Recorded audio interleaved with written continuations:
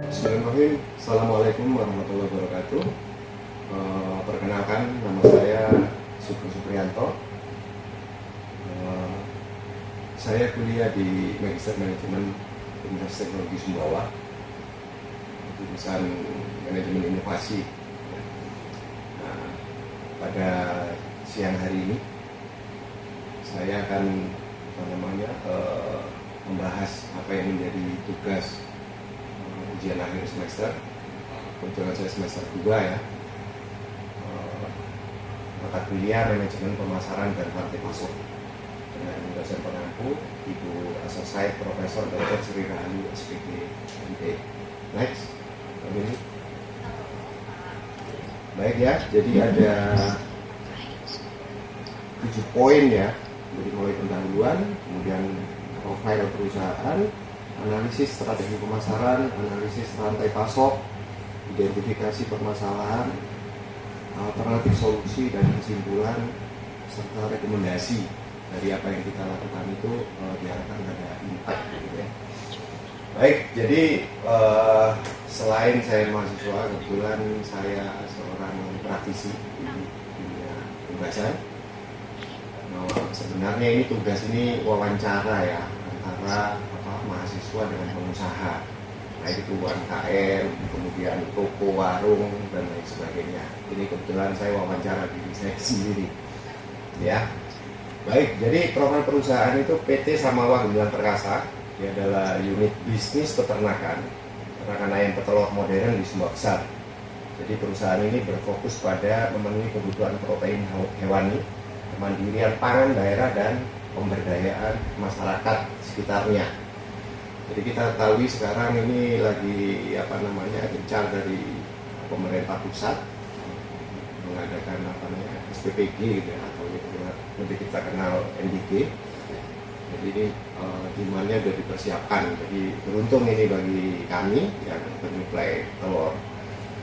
Jadi visi dari perusahaan itu menjadi pelopor dan motor penggerak kemandirian pangan serta swasembada protein hewani telur di Indonesia yang dimulai pengembangan di kawasan NTB. Kemudian apa yang menjadi misi dari perusahaan? Yang pertama, pengembangan industri modern, jadi membangun dan mengelola peternakan ayam petelur dengan teknologi modern dan efisiensi tinggi. Yang kedua, kesejahteraan masyarakat, mendorong peningkatan ekonomi dan kesejahteraan masyarakat lokal melalui edukasi serta pembinaan di bidang peternakan. Dan yang ketiga, pemenuhan nutrisi, membantu memenuhi ketersediaan protein hewani yang terjangkau dan berkualitas tinggi bagi masyarakat luas. Next. Ini. Ya, jadi kalau kita lihat alur bisnis ini sehubungan dengan rantai pasok gitu ya, antara suplai bahan baku kemudian ke pemasarannya ya. Jadi ada feed mill, jadi produk pakan yang nanti dikonsumsi sama ayamnya. Kemudian ada breeding farm itu menghasilkan final stock ya. Jadi ini parent stock menghasilkan final stock yang kami pelihara saat ini. Kemudian ada juga suplai equipment dan medikasi. Jadi kepentingan ayam itu nggak hanya dipelihara kasih makan toh, tapi ada kepentingan pemberian vitamin, obat, dan vaksinasi. Nah, kemudian dalam prosesnya itu ada pemeliharaan yang mulai dari pulet usia 14 minggu sampai kemudian dia usia 18 minggu sampai 90 atau 100 minggu itu berproduksi. Nah, sasaran kemudian pemasarannya di mana? Bukan pertanyaannya. Jadi pertama pasar tradisional, kemudian pasar modern, horeca, hotel, restoran, nama kafe, kemudian makan bergizi gratis yang tadi saya sampaikan.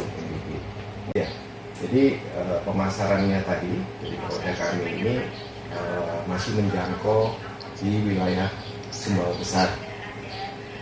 Kami juga suplai ke Indomaret sama Alfa. Jadi dengan branding tomat segar gitu ya. Jadi apa kemudian yang jadi permasalahannya gitu ya, analisis identifikasi permasalahannya. Nah ini eh, terus terang sebenarnya kami sudah lakukan inovasi sebelumnya. Jadi tadinya itu agen yang datang untuk ngambil telur, tapi dengan pemikiran kami yang lebih lebih praktis gitu kan ya, lebih berinovasi gitu ya. Jadi kita coba direct selling gitu. Jadi strategi marketingnya direct selling karena memang nggak semua menggunakan digitalisasi, meskipun itu hanya sekedar WhatsApp, tapi yang kita sasar itu daerah Lantung. Kayak misalnya penopangnya itu daerah Langam ya. Jadi rata-rata mereka yang dari Blora, Lantung, daerah-daerah sekitarnya itu belanja itu ke pasar itu. Jadi kami pasok di pasar-pasar seperti itu. Targetnya apa? Kami menginginkan partai kecil ini lebih besar. Jadi harapan kami bisa 70% itu ke ke retail. Jadi ke partai kecil. Kenapa sasarannya ke partai yang kecil? Karena secara margin akan mendapatkan lebih besar dibanding partai besar. Contoh sekarang saya mengirim telur dengan 5 atau 10 ikat dibanding saya mengirim langsung total ke ke toko besar gitu ya yang 100 ikat, itu beda harganya. Jadi itu jadi upaya kami gitu ya untuk meningkatkan besaran profitabilitasnya gitu ya. Terus kemudian identifikasi masalah ya. Identifikasi masalah itu salah satunya kita ini kadang kebanjiran telur dari luar Sumbawa, bisa dari Bali, dari Mataram, dari Jawa masuk ke Sumbawa. Jadi ini strateginya kami lebih personal branding ya. Branding kami ini menawarkan telur segar. Jadi kalau Bapak Ibu tahu, telur itu ada kalasanya. Kalasa itu pengikat antara tali atas sama tali bawah itu sehingga kuningnya benar-benar di tengah. Jadi itu sebagian dari strategi kami. Inovasi kami menjelaskan produk mulut gitu ya ke customer supaya mengikat, ada loyalitas harapannya. Itu kalau pengiriman jarak jauh dengan suhu 35 sampai 37 derajat Celcius itu lepas, dan kita kasih pengertian pengetahuan seperti itu setidaknya mengikat. Jadi konsumen itu sekarang sudah merasa puas. Nah, itu alasan kenapa Indomaret sama Alfa mempercayakan perusahaan kami PT Samawa Gumilang Perkasa untuk menyuplai kebutuhan mereka. Gitu ya. Jadi inovasi yang dilakukan itu untuk strategi perbaikannya itu selain memang yang situasi saat ini bertransformasi ke digitalisasi. Jadi saya sepakat dengan Ibu Dr. Sri Rahayu, artinya bagaimanapun juga upaya menggeser sistem penjualan marketing itu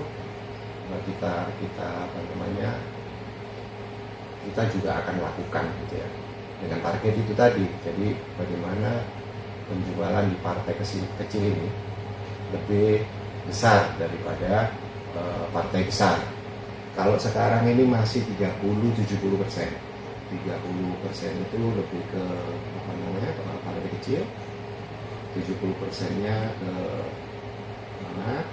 ke partai besar. Jadi harapannya nanti dengan peningkatan pemasaran, strategi marketing nanti dengan digitalisasi, barangkali ada TikTok, ada kemudian WA Group, ada kemudian aplikasi yang lain, barangkali nanti kita sembari belajar lagi, itu lebih meningkatkan untuk partai kecil itu arahnya ke sana. Apa yang kemudian diharapkan dari inovasi atau perbaikan ini? Nah, setidaknya ada impact. Kita mungkin hanya sekian persen investasi untuk sebuah digitalisasi, tapi pada akhirnya kita nanti ada keuntungan lebih besar. Kenapa? Target itu sudah tercapai. Jadi harapannya di semester 2 nanti tahun ini harapan saya bisa terpenuhi target. Minimal itu paling nggak yang partai kecil itu 60% aja, yang partai besar 40%. Dari rekomendasi itu nanti kita harapkan keuntungannya lebih besar. Ya, next Pak Dindi.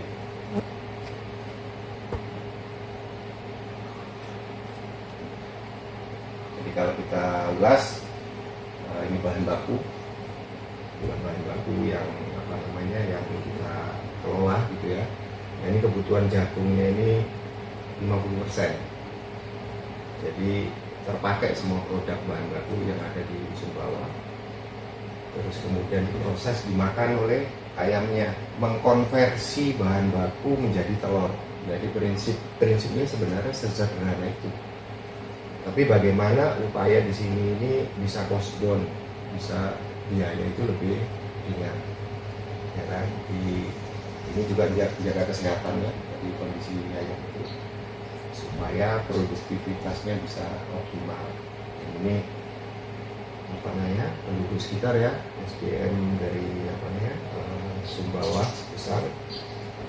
Ini karyawan saya dari daerah Batualang, dari Uak, ini bisa mengais rezeki di sini. Baik, itu mungkin apa namanya bisa saya sampaikan di apa namanya tugas ini.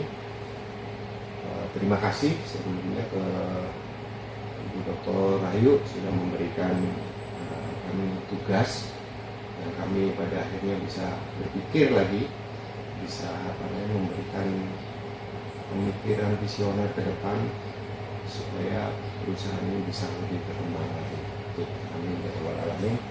Terima kasih. Saya akhiri. Wassalamualaikum warahmatullahi wabarakatuh.